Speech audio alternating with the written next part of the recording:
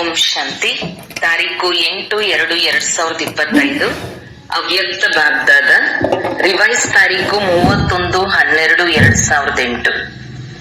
ಈ ಹೊಸ ವರ್ಷದಲ್ಲಿ ಪರಿವರ್ತನೆಯ ಶಕ್ತಿಯ ವರದಾನದ ಮೂಲಕ ನಕಾರಾತ್ಮಕತೆಯನ್ನು ಸಕಾರಾತ್ಮಕತೆಯಲ್ಲಿ ಪರಿವರ್ತನೆ ಮಾಡಿ, ಸಂಕಲ್ಪ ಶ್ವಾಸ ಸಮಯವನ್ನು ಸಫಲ ಮಾಡಿ ಸಫಲತಾ ಮೂರ್ತಿಗಳಾಗಿ. ಈ ದಿನ ನವಜೀವನ ಮಾಡುವ ತಂದೆ ತನ್ನ ಎಲ್ಲಾ ಕಡೆಯ ನವಜೀವನವನ್ನು ಧಾರಣೆ ಮಾಡಿಕೊಳ್ಳುವ ಮಕ್ಕಳನ್ನು ನೋಡಿ ಹರ್ಷಿತರಾಗುತ್ತಿದ್ದಾರೆ. ಈ ನವಜೀವನ ಇರುವುದೇ ನವಯುಗವನ್ನು ತಯಾರು ಮಾಡಲು. ಜನರು ಹೊಸ ವರ್ಷವನ್ನು ಆಚರಣೆ ಮಾಡುತ್ತಾರೆ. ತಾವು ಎಲ್ಲ ನವಜೀವನದ ಮಕ್ಕಳು ಎಲ್ಲ ಆತ್ಮರಿಗೆ ಶುಭಾಶಯಗಳನ್ನು ಕೊಡುತ್ತೀರಿ. ಜೊತೆಯಲ್ಲಿ ನವಯುಗ ಬಂತು ಅಂದರೆ ಬಂದು ಬಿಟ್ಟಿತು ಎನ್ನುವ ಇದೇ ಶುಭ ಸಮಾಚಾರವನ್ನು ಕೊಡುತ್ತೀರಿ. ತಾವೆಲ್ಲ ಮಕ್ಕಳಿಗಂತೂ ತಂದೆ ಆಸ್ತಿಯ ರೂಪದಲ್ಲಿ ಸ್ವರ್ಣಿಮ ಪ್ರಪಂಚದ ಚಿನ್ನದ ಉಡುಗೊರೆಯನ್ನು ಕೊಟ್ಟು ಬಿಟ್ಟಿದ್ದಾರೆ. ಯಾವ ಸ್ವರ್ಣಿಮ ಪ್ರಪಂಚದಲ್ಲಿ ಅನೇಕ ಚಿನ್ನದ ಉಡುಗೊರೆಗಳು ಇದ್ದೇ ಇರುತ್ತದೆ. ತಮ್ಮೆಲ್ಲರಿಗೂ ಈ ಸ್ವರ್ಣಿಮ ಪ್ರಪಂಚದ ಉಡುಗೊರೆಯಂತೂ ನಮ್ಮ ಜನ್ಮಸಿದ್ಧ ಅಧಿಕಾರವಾಗಿದೆ ಎನ್ನುವ ನಶೆ ಇದೆ. ಈಗಿನ ಪ್ರಪಂಚದಲ್ಲಿ ಯಾರಾದರೂ ಯಾರಿಗಾದರೂ ಎಷ್ಟೇ ದೊಡ್ಡದರಲ್ಲಿ ದೊಡ್ಡ ಉಡುಗೊರೆಯನ್ನು ಕೊಡಲಿ, ದೊಡ್ಡದರಲ್ಲಿ ದೊಡ್ಡ ಉಡುಗೊರೆ ಏನು ಕೊಡುತ್ತಾರೆ? ಕಿರೀಟ ಅಥವಾ ಸಿಂಹಾಸನ. ಆದರೆ ತಮ್ಮ ಗೋಲ್ಡನ್ ಉಡುಗೊರೆ ಮುಂದೆ ಅದು ಎಂತಹ ವಸ್ತು ಆಗಿದೆ? ದೊಡ್ಡ ವಸ್ತುವೇನು? ನಮ್ಮ ತಂದೆ ನಮಗೆ ಎಲ್ಲದಕ್ಕಿಂತ ಅತಿ ದೊಡ್ಡ ನವಯುಗದ ಉಡುಗೊರೆ ಕೊಟ್ಟಿದ್ದಾರೆ ಎಂದು ನಿಮ್ಮ ಹೃದಯದಲ್ಲಿ ಖುಷಿ ಇದೆ, ನಿಶ್ಚಯವೂ ಇದೆ, ನಿಶ್ಚಿತವೂ ಆಗಿದೆ. ಈ ನಿಶ್ಚಿತವನ್ನು ಯಾರೂ ಅಲುಗಾಡಿಸಲು ಸಾಧ್ಯವಿಲ್ಲ. ಈ ಅಟಲ ನಿಶ್ಚಯ ಸದಾ ಸ್ಮೃತಿಯಲ್ಲಿ ಇರುತ್ತದೆಯೇ? ಸದಾ ಇರುತ್ತದೆಯೋ ಅಥವಾ ಕೆಲವೊಮ್ಮೆ ಕಡಿಮೆ ಆಗಿ ಬಿಡುತ್ತದೋ? ಜನ್ಮಸಿದ್ಧ ಅಧಿಕಾರ ಅಂದ ಮೇಲೆ ಜನ್ಮಸಿದ್ಧ ಅಧಿಕಾರ ಎಂದು ಅಲುಗಾಡಲು ಸಾಧ್ಯವಿಲ್ಲ. ಇಂದು ತಾವೆಲ್ಲ ಭಿನ್ನ ಭಿನ್ನ ಸ್ಥಾನಗಳಿಂದ ಹೊಸ ವರ್ಷವನ್ನು ಆಚರಿಸಲು ಬಂದಿದ್ದೀರಿ. ತಾವು ಈ ಹೊಸ ವರ್ಷವನ್ನು ಆಚರಿಸುತ್ತಿದ್ದೀರಿ ಅಂದಾಗ ಈ ಹೊಸ ವರ್ಷದ ಲಕ್ಷ್ಯ ಏನು ಇಟ್ಟುಕೊಂಡಿದ್ದೀರಿ? ಈ ಹೊಸ ವರ್ಷದಲ್ಲಿ ವಿಶೇಷವಾಗಿ ಏನು ಮಾಡಬೇಕಾಗಿದೆ? ಈ ಹೊಸ ವರ್ಷದ ವಿಶೇಷತೆ ಆಗಿದೆ ತಂದೆಯ ಸಮಾನ, ಸಂಪನ್ನ ಮತ್ತು ಸಂಪೂರ್ಣ ಆಗಲೇಬೇಕು. ಏನೇ ಪುರುಷಾರ್ಥ ಮಾಡಬೇಕಾಗಿ ಬರಲಿ, ಆದರೆ ಇದಂತೂ ನಿಶ್ಚಿತ, ನಾವು ತಂದೆಯ ಸಮಾನ ಆಗಲೇಬೇಕು. ಹಾಗಾದರೆ ಹೇಳಿ, ಎಲ್ಲರ ಮನದಲ್ಲಿ ಇದೇ ಪಕ್ಕಾ ಸಂಕಲ್ಪ ಇದೆ ಅಲ್ಲವೇ? ಇದೆಯೇ? ತಲೆ ಆಡಿಸಿರಿ. ಪ್ರತಿಯೊಂದು ಮಗು ತಂದೆಯ ಸಮಾನ ಆಗಲಿ ಎಂದು ತಂದೆಯು ಇದೇ ಬಯಸುತ್ತಾರೆ. ತಂದೆಯಂತೂ ತಂದೆಯೇ, ಆದರೆ ಮಕ್ಕಳು ತಂದೆಗಿಂತಲೂ ಶ್ರೇಷ್ಠರು ಅಂದ ಮೇಲೆ ತಂದೆಯ ಸಮಾನರಾಗುವ ಲಕ್ಷ್ಯವನ್ನು ಪೂರ್ತಿ ಮಾಡಲು ತಂದೆಯನ್ನು ಅನುಕರಣೆ ಮಾಡಬೇಕು. ತಾವೇ ಯೋಚಿಸಿ, ತಂದೆ ಬ್ರಹ್ಮ ತಂದೆ ಸಂಪೂರ್ಣ ಹೇಗಾದರು? ಅವರ ವಿಶೇಷತೆ ಏನಿತ್ತು? ಸಂಪೂರ್ಣರಾಗಲು ವಿಶೇಷ ಆಧಾರ ಏನಾಗಿತ್ತು? ಬ್ರಹ್ಮ ತಂದೆ ತಮ್ಮ ಪ್ರತಿಯೊಂದು ಸಮಯವನ್ನು ಸಫಲ ಮಾಡಿದರು. ಶ್ವಾಸ ಶ್ವಾಸ ಸೆಕೆಂಡ್ ಅನ್ನು ಸಫಲ ಮಾಡಿದರು ಅಂದಾಗ ಈ ವರ್ಷ ಏನು ಲಕ್ಷ್ಯ ಇಟ್ಟುಕೊಳ್ಳುತ್ತೀರಿ? ಸಫಲ ಮಾಡಿಕೊಳ್ಳಬೇಕು ಮತ್ತು ಸಫಲತಾ ಮೂರ್ತಿಗಳು ಆಗಲೇಬೇಕು. ಸಫಲತೆ ನಮ್ಮ ಕೊರಳಿನ ಹಾರ ಆಗಿದೆ. ಸಫಲತೆ ನಮ್ಮ ತಂದೆಯ ಆಸ್ತಿ ಆಗಿದೆ ಅಂದಾಗ ಈ ಲಕ್ಷ್ಯದಿಂದ ಪರಿಶೀಲನೆ ಮಾಡಿಕೊಳ್ಳಿ. ಪ್ರತಿದಿನ ತಮ್ಮನ್ನು ತಾವು ಪರಿಶೀಲನೆ ಮಾಡಿಕೊಳ್ಳಿ ಸಫಲತಾ ಮೂರ್ತಿಗಳಾಗಿ.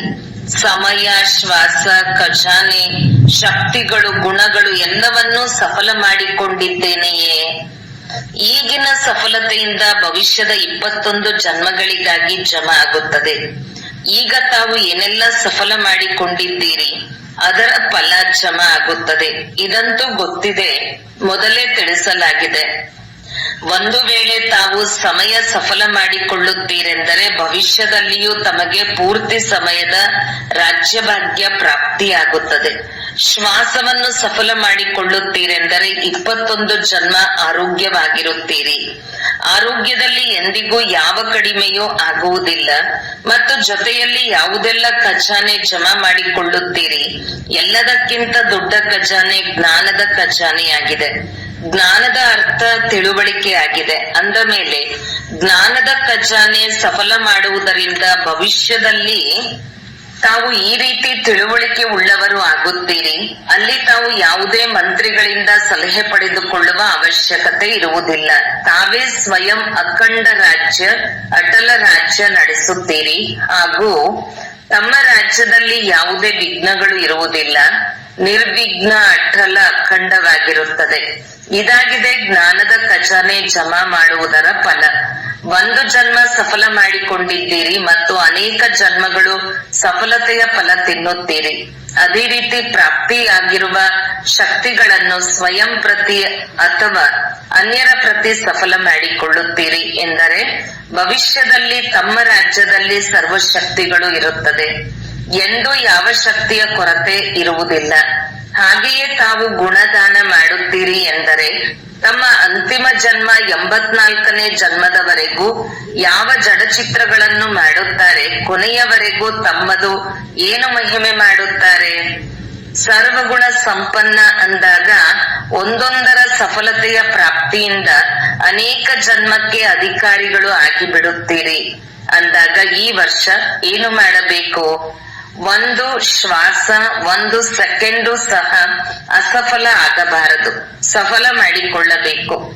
ಜಮಾದ ಸಮಯ ಒಂದು ಚಿಕ್ಕದಾದ ಸಮಯ ಹಾಗೂ ಫಲದ ಸಮಯ 21 ಜನ್ಮ ಅಂದ ಮೇಲೆ ಈ ವರ್ಷದಲ್ಲಿ ತಂದೆಯ ಸಮಾನ ಆಗುವ ಲಕ್ಷ್ಯವಿದೆಯೇ? ಎಲ್ಲರಿಗೂ ತಂದೆಯ ಸಮಾನ ಆಗಲೇಬೇಕು ಎನ್ನುವ ಲಕ್ಷ್ಯವಿದೆಯೇ? ಆಗಬೇಕು ಅಲ್ಲ, ಆಗಲೇಬೇಕು. ಆಗಲೇಬೇಕು ಎನ್ನುವ ಮಾತನ್ನು ಅಂಡರ್ಲೈನ್ ಮಾಡಿಕೊಳ್ಳಿ. ಮಕ್ಕಳು ಆಗುತ್ತೀರಾ? ಚಿಕ್ಕ ಮಕ್ಕಳು ಆಗುತ್ತೀರಿ. ಮಕ್ಕಳಿಗೆ ಕಿರೀಟ ಚೆನ್ನಾಗಿ ಕಾಣಿಸುತ್ತಿದೆ. ಎಲ್ಲಾ ಮಕ್ಕಳು ಕಿರೀಟ ಧರಿಸಿಕೊಂಡಿದ್ದಾರೆ. ಬಹಳ ಚೆನ್ನಾಗಿದೆ.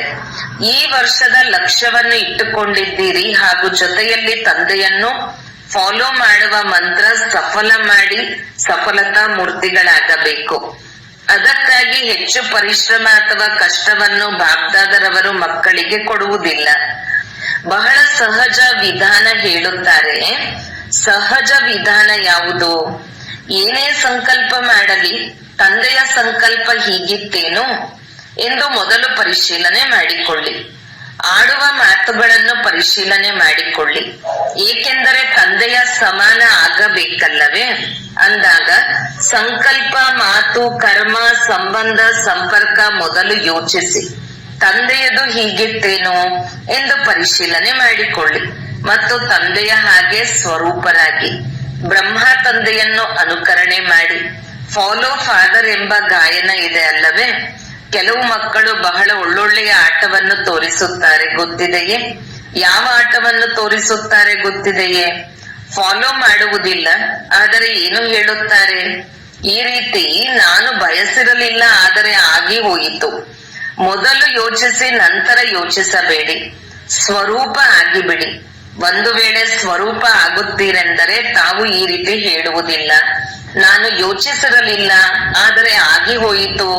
ಮಾಡುವವರು, ಯೋಚನೆ ಮಾಡುವವರು ತಾವು ಶ್ರೇಷ್ಠ ಆತ್ಮಗಳು, ಮಾಲೀಕರಾಗಿದ್ದೀರಿ. ಕರ್ಮೇಂದ್ರಿಯಗಳ ಮೇಲೆ ಕಂಟ್ರೋಲ್ ಇಲ್ಲ ಎನ್ನುವುದು ಆಗಿ ಹೋಯಿತು ಎಂಬ ಶಬ್ದ ತೋರಿಸುತ್ತದೆ. ಈ ವರ್ಷದಲ್ಲಿ ಇದೇ ಸ್ಲೋಗನ್ ನೆನಪಿಟ್ಟುಕೊಳ್ಳಿ. ತಂದೆಯ ಸಮಾನ ಆಗಲೇಬೇಕು, ಮಾಡಲೇಬೇಕು. ಕಷ್ಟ ಇಲ್ಲ ತಾನೆ? ತಂದೆ ಹೇಗೆ ಮಾಡಿದ್ದಾರೆ ಹಾಗೆಯೇ ಮಾಡುವುದು. ಕಾಪಿ ಮಾಡುವುದು ಸಹಜ ಅಲ್ಲವೇ? ಯೋಚಿಸುವ ಅವಶ್ಯಕತೆ ಇಲ್ಲ. ಮತ್ತು ತಮ್ಮೆಲ್ಲರಿಗೂ ನಿಶ್ಚಯವಾಗಿದೆ, ಬ್ರಹ್ಮ ತಂದೆ ಹೇಗೆ ಫರಿಷ್ಠೆ ಆದರು ಅಂದಾಗ ಫರಿಷ್ಠೆಯಿಂದ ದೇವತೆ ಆಗಲೇಬೇಕು ಎನ್ನುವುದು ನಿಶ್ಚಿತವಾಗಿದೆ. ಅಂದಾಗ ತಾವು ಸಹ ಫರಿಷ್ಠೆಯಿಂದ ದೇವತೆ ಆಗಲೇಬೇಕು. ಕೆಲವು ಮಕ್ಕಳು ಹೇಳುತ್ತಾರೆ, ನಡೆಯುತ್ತಾ ನಡೆಯುತ್ತಾ ಬಹಳ ಮಾಯೆಯ ವಿರೋಧ, ಆಪೋಸಿಷನ್ ಆಗುತ್ತದೆ. ಆಪೋಸಿಷನ್ ಕಾರಣ ಸ್ಥಿತಿಯಿಂದ ಕೆಳಗೆ ಇಳಿದು ಬಿಡುತ್ತಾರೆ. ಆದರೆ ನೆನಪಿಟ್ಟುಕೊಳ್ಳಿ, ತಂದೆಯ ಸಮಾನ ಆಗಬೇಕೆಂದರೆ ಸ್ಥಾಪನೆಯ ಆದಿಯಲ್ಲಿ ಬ್ರಹ್ಮ ತಂದೆಯವರು ಎಷ್ಟು ಅಪೋಸಿಷನ್ ಅನ್ನು ಪೊಸಿಷನ್ ನಲ್ಲಿ ಮಾಡಿದರು. ಪ್ರತಿಯೊಂದು ಮಾತು ಹೊಸದು, ಚಾಲೆಂಜ್ ಆಗಿತ್ತು. ಈಗಂತೂ ಜಮಾನ ಬಹಳ ಬದಲಾವಣೆಯಾಗಿದೆ. ಆದರೆ ಬ್ರಹ್ಮ ತಂದೆ ಒಂಟಿಯಾಗಿ ಎಷ್ಟು ಸ್ವಮಾನದ ಸೀಟಿನ ಮೇಲೆ ಕುಳಿತು ಪೊಸಿಷನ್, ಸ್ಥಿತಿಯ ಮೂಲಕ ಅಪೋಸಿಷನ್ ಅನ್ನು ಎದುರಿಸಿದರು. ಎಲ್ಲಿ ಪೊಸಿಷನ್ ಇದೆ ಅಲ್ಲಿ ಅಪೋಸಿಷನ್ ಏನೂ ಮಾಡಲು ಸಾಧ್ಯವಿಲ್ಲ.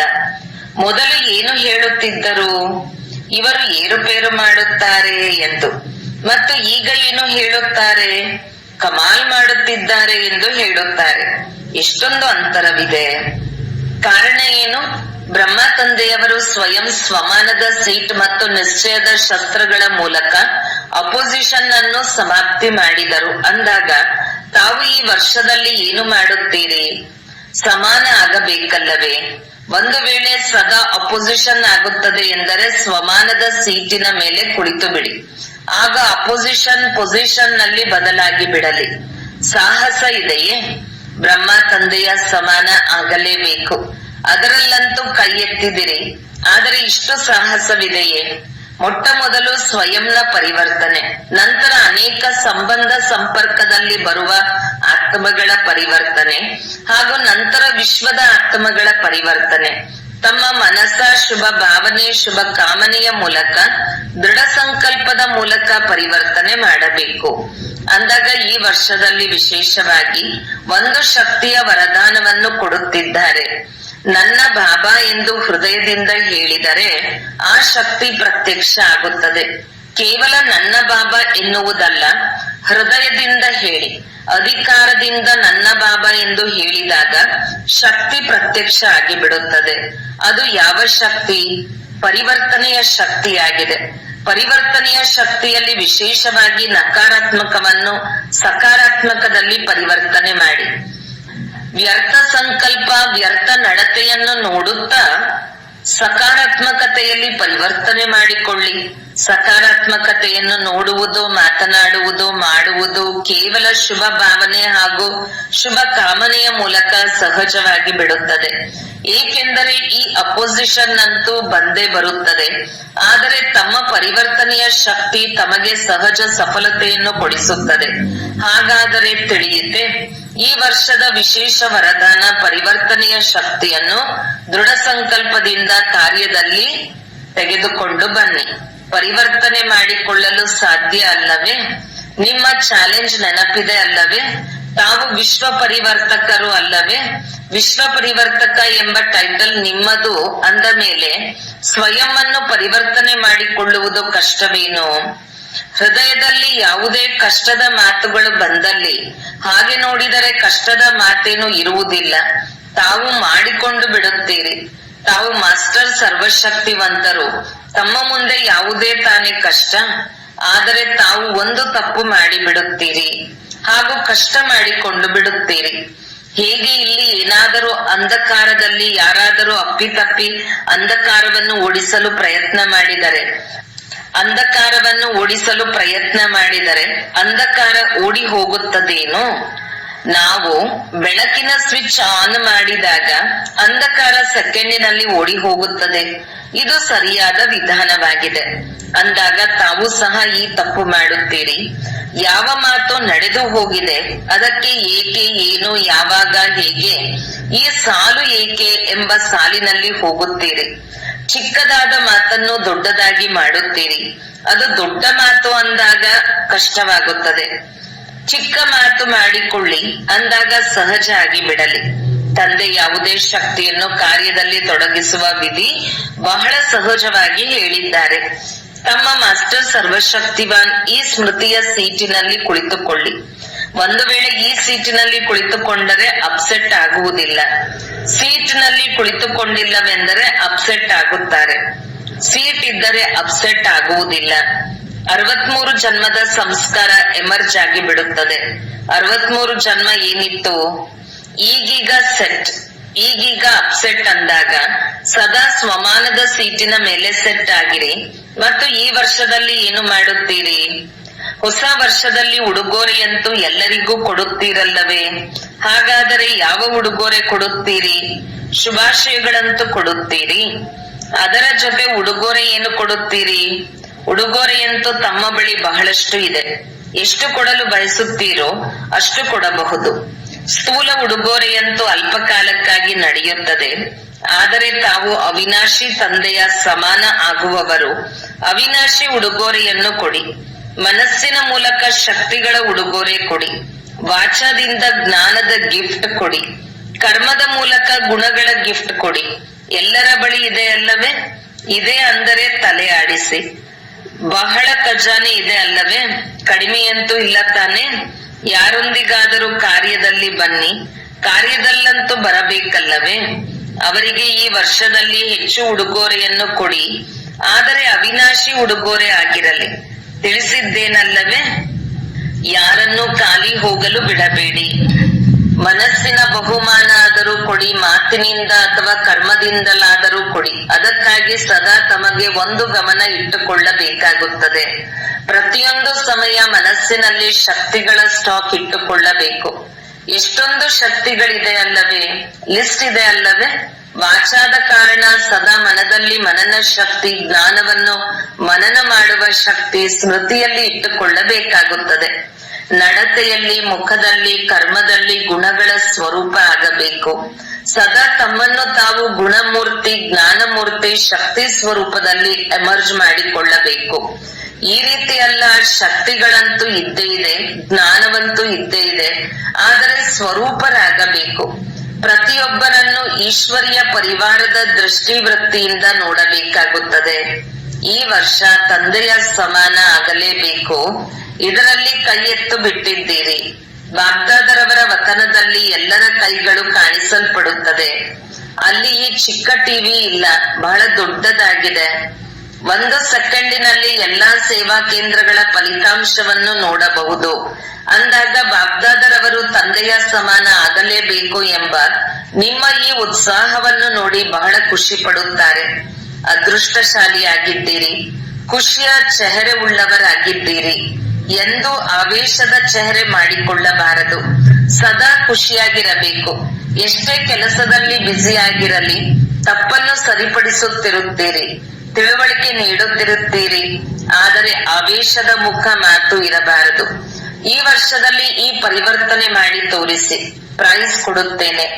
ಇಡೀ ವರ್ಷದಲ್ಲಿ ಯಾರು ಮುಗುಳ್ನಗುತ್ತಿರುತ್ತಾರೆ, ಯಾವುದೇ ಮಾತು ಬರಲಿ, ಕೆಲವು ಸಹೋದರ ಸಹೋದರಿಯರು ಹೇಳುತ್ತಾರೆ, ಎಲ್ಲರೂ ಈ ರೀತಿ ಆತ್ಮಿಕ ವಾರ್ತಾಲಾಪವಂತೂ ಮಾಡುತ್ತೀರಲ್ಲವೇ ಅಂದಾಗ ಆವೇಶದಿಂದ ಜೋರಾಗಿ ಹೇಳಲಿಲ್ಲವೆಂದರೆ ಅವರು ತಿಳಿದುಕೊಳ್ಳುವುದಿಲ್ಲ, ಅವರು ಬದಲಾಗುವುದೇ ಇಲ್ಲ ಎಂಬ ಭಾವನೆ ತಾವು ಮೊದಲೇ ಇಟ್ಟುಕೊಂಡಿರಿ. ಆ ಕಾರಣ ತಮ್ಮ ವೈಬ್ರೇಷನ್ ಮೊದಲೇ ತಲುಪಿ ಬಿಡುತ್ತದೆ. ಆದ್ದರಿಂದ ಈ ವರ್ಷ ಕ್ರೋಧದ ಮಕ್ಕಳು ಮರಿಮಕ್ಕಳಿಗೆ ವಿದಾಯಿ ಕೊಡಬೇಕು. ಆಗುತ್ತದೆಯೇ? ಆವೇಶವು ಇರಬಾರದು. ತಂದೆ ಕೇಳುತ್ತಾರೆ, ಯಾರು ಸಮಯ ಪ್ರತಿ ಸಮಯ ಕೆಲಸ ಮಾಡಿಸಿಕೊಳ್ಳಲು, ಸುಧಾರಣೆ ಮಾಡಲು ಏನು ಕ್ರೋಧ ಮಾಡುತ್ತಾರೋ ಅದರಿಂದ ಅವರು ಸುಧಾರಣೆ ಆಗುತ್ತಾರೆಯೇ? ಕ್ರೋಧ ಮಾಡುವುದರಿಂದ ಯಾರಾದರೂ ಸುಧಾರಣೆ ಆಗಿದ್ದಾರೆಯೇ? ಆ ಲಿಸ್ಟ್ ಹೇಳಿ. ಇನ್ನೂ ಸಿಟ್ಟಿಗೇಡುತ್ತಾರೆ, ಸುಧಾರಣೆ ಆಗುವುದಿಲ್ಲ. ಮನಸ್ಸಿನಲ್ಲಿ ಅಪೋಸಿಷನ್ ಮಾಡಿಕೊಳ್ಳುತ್ತಾರೆ.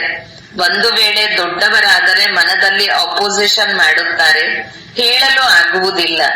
ಒಂದು ವೇಳೆ ಚಿಕ್ಕವರಾದರೆ ಅಳಲು ಪ್ರಾರಂಭಿಸುತ್ತಾರೆ. ಅಂದಾಗ ಈ ವರ್ಷ ಏನೇನು ಮಾಡಬೇಕು ಅದೆಲ್ಲವನ್ನೂ ತಿಳಿಸುತ್ತಿದ್ದೇವೆ. ಇಷ್ಟ ಇದೆಯೇ? ಮಾಡುತ್ತೀರಾ?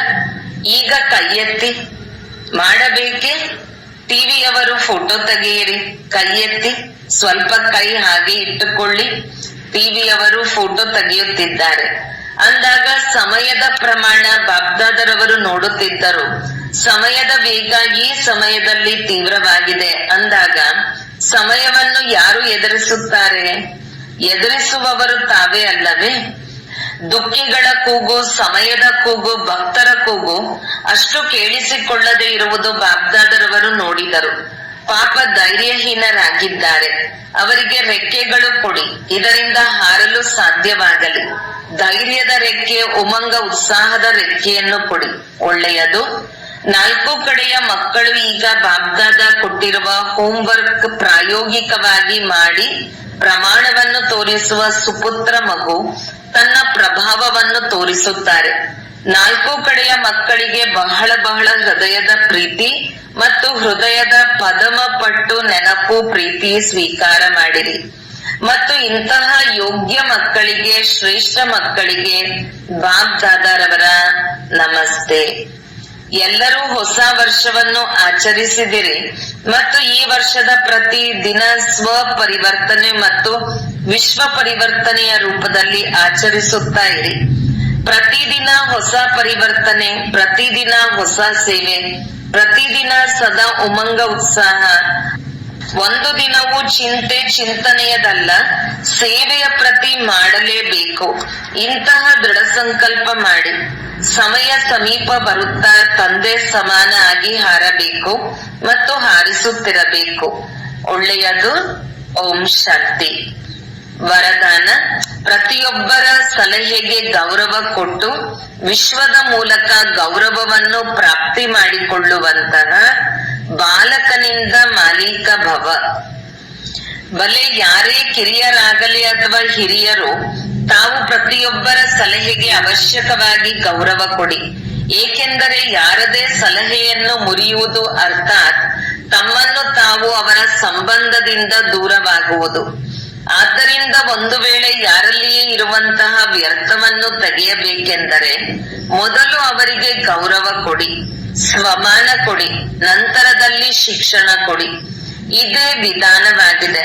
ಯಾವಾಗ ಈ ರೀತಿ ಗೌರವ ಕೊಡುವ ಸಂಸ್ಕಾರವನ್ನು ತಮ್ಮಲ್ಲಿ ತುಂಬಿಕೊಳ್ಳುತ್ತೀರಿ, ಆಗಲೇ ವಿಶ್ವದಿಂದ ತಮಗೆ ಗೌರವವು ಸಿಗುವುದು. ಇದಕ್ಕಾಗಿ ಬಾಲಕನಿಂದ ಮಾಲೀಕ, ಮಾಲೀಕನಿಂದ ಬಾಲಕರಾಗಿರಿ. ಬುದ್ಧಿಯು ಬೇಹದ್ದಿನಲ್ಲಿ ಶುಭ ಕಲ್ಯಾಣದ ಭಾವನೆಯಿಂದ ಸಂಪನ್ನವಾಗಿರಲಿ. ಸ್ಲೋಗನ್: ಮಸ್ತಕದಲ್ಲಿ ಸದಾ ಜೊತೆ ಸತ್ಯ ಸಂಘದ ಸ್ಮೃತಿಯ ತಿಲಕವನ್ನಿಟ್ಟುಕೊಳ್ಳುವುದೇ ಸುಮಂಗಲಿಯ ಲಕ್ಷಣವಾಗಿದೆ. ಅವ್ಯಕ್ತ ಸೂಚನೆ: ಏಕತೆ ಮತ್ತು ವಿಶ್ವಾಸದ ಗುಣಲಕ್ಷಣಗಳ ಮೂಲಕ ಸಫಲತಾ ಸಂಪನ್ನರಾಗಿ. ಏಕತೆಯನ್ನು ತರಲು 2 ಮಾತುಗಳನ್ನು ಧಾರಣೆ ಮಾಡಬೇಕು. ಒಂದಂತೂ ಎಕಾನಮಿಯಾಗಿ ಸದಾ ಪ್ರತಿಯೊಂದು ಮಾತಿನಲ್ಲಿ ಒಬ್ಬರದೇ ಹೆಸರು ತೆಗೆದುಕೊಳ್ಳಿ. 2, ಸಂಕಲ್ಪಗಳ, ಸಮಯದ ಮತ್ತು ಜ್ಞಾನದ ಖಜಾನೆಗಳ ಎಕಾನಮಿ ಉಳಿತಾಯ ಮಾಡಿ.